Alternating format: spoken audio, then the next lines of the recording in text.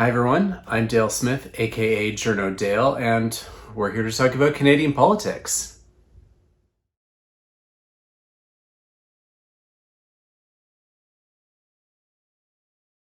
It's time to take some of your questions, and we've got two this week from Martin on the Patreon. The first question is, I've noticed a few times on Twitter and in your blog that the provinces are using healthcare funding to pad their bottom lines rather than for healthcare. How long has this been going on? I assume this is not unique to money provided by the current Liberal government.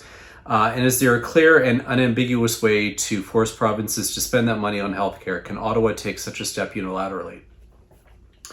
I don't know if I have a definite, it's been going on for X number of years. I do know this goes back at least more than a decade and a half when they had the 6% escalator on the federal transfer from I think it was about 94 to 2004 thereabouts, or 2004 to 2014. Anyway, it would have been 2004 because it was Paul Martin. Anyways, that was when we really saw provinces diverting that money toward other things.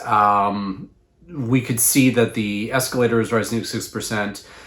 Provincial healthcare spending was rising at about an average of 2.2%, more or less, give or take.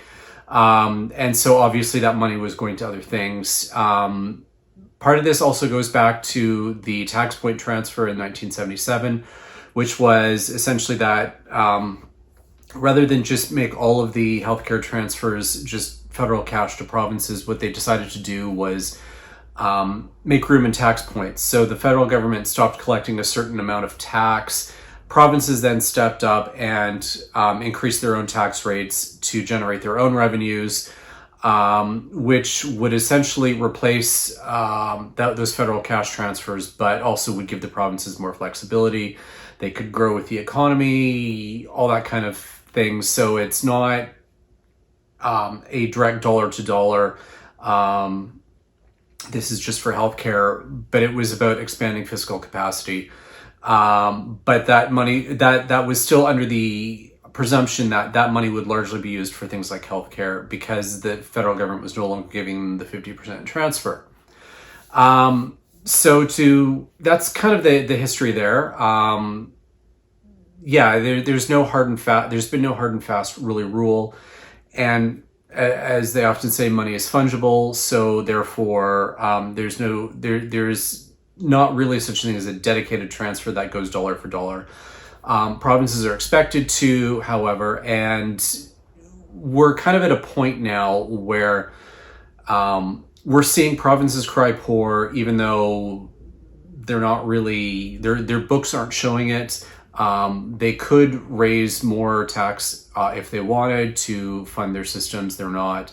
Provinces like Ontario aren't using their full budget allocation on healthcare, and still are leaving salary cuts and so on as people are leaving the system, which makes no sense, but that's the way this government in Ontario works. And also we saw over the pandemic that you had a lot of provinces. Ontario, we've seen the numbers from the Fiscal Accountability Officer that 42% of the federal transfers they got for pandemic supports went directly to the bottom line so that it reduced the province's deficit, which is not what the money was intended to be used for. And this is kind of what the federal government is trying to do in terms of putting strings on future funding. How that is supposed to be working, from my understanding, is they want to base it on outcomes. And so it's how long does it take to see a family doctor? How long does it take to get an elective surgery? How long, like those kinds of outcomes in terms of metrics and timelines and so on. And that's how they want to kind of make the funds accountable. So that's kind of how they're trying to do this. For example, Carolyn Bennett right now is negotiating with provinces to create a dedicated mental health transfer. But it is going to be based on these particular outcomes that, how long does it take to see a particular doctor? What kind timelines for resources, that kind of thing. So that's kind of how the federal government is trying to create these kinds of standards that they're expecting provinces to live up to if they want more of these federal funds. Provinces, of course, insist that this is micromanaging, even though it's not micromanaging, and that the federal government couldn't possibly know what all of their needs are because all of their needs are different. It's like, right, okay, but you should all still have the same outcomes. That's the whole point of funding the system in a way that ensures equitable service around the country. So if they have guidelines around what your outcomes are, then that's how they want to ensure that there's accountability for the funding that they're promising. Premiers, of course, balking at that, but given the way that the system is collapsing right now, the provinces may not have too much option anymore to try and hold out because things are not in a good place and they can't just keep crying poor while padding their bottom lines with federal dollars and then saying they still need more healthcare money. So I think that's where the kind of fight is going right now, and we'll see how complicit other media is in mouthing or doing basically a stenography for the provinces and not actually calling them on their bullshit around this. So Martin's second question is based around this column or op-ed that conservative backroom operative Jeff Norquay wrote in Policy Magazine this past week around his sort of mea culpa that he created the one member, one vote system that is kind of creating all these problems right now. And Martin's question is, one of the things that he was surprised about in this op-ed was the implication that party leaders in Canada have never been selected by a vote of and from among the members of the elected caucus.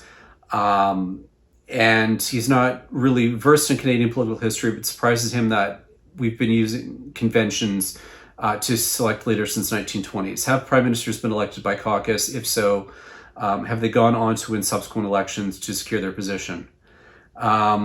So the short answer there is yes. That is the original Westminster model. Is the caucus chooses who the leader is, and then they go and fight the election that way.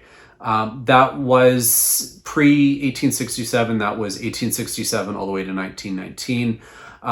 So there is a fair amount of history there, and other Westminster countries kept up that particular system as well. Australia, most notably, the UK did until very recently.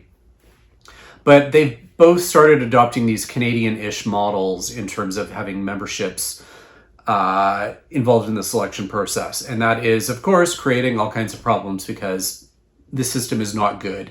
It's not actually democratic. It's unaccountable. And it's just creating problems, particularly because it's hollowing out parties in favor of creating personality cults, which is not a good thing. We should not have this in democracies. So this is kind of the thing that Norquay, in his call or in his op-ed, was still very much against this notion about the caucus selecting the leaders because it was considered an elite-driven process, which is nonsense because MPs are elected. So they're not, these kinds of like hallowed elites. No, these are the voices of the people for whom they, who elected them. So therefore, it is an actual democratic process for them to choose amongst themselves who is going to lead the party.